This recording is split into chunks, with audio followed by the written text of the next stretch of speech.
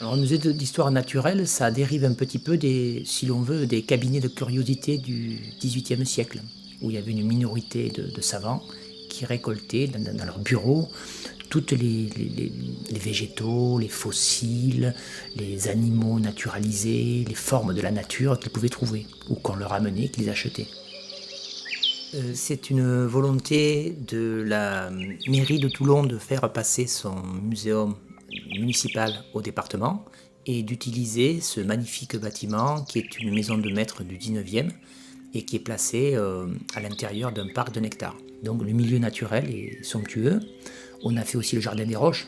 On va faire le jardin des plantes fossiles, le jardin des insectes. Donc ça, c'est tout à l'extérieur. Ça, c'est un atout très important pour un musée d'histoire naturelle. La nature, elle est dehors.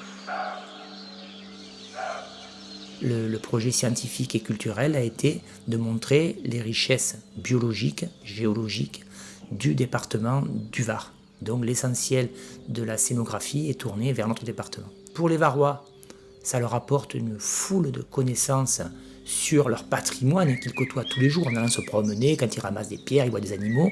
Les gens, parfois, ils voient tout simplement un lièvre ou un sanglier, mais ils voient certains animaux, ils disent « Ah, c'est comme ça !» J'imaginais plus gros, j'imaginais plus petit.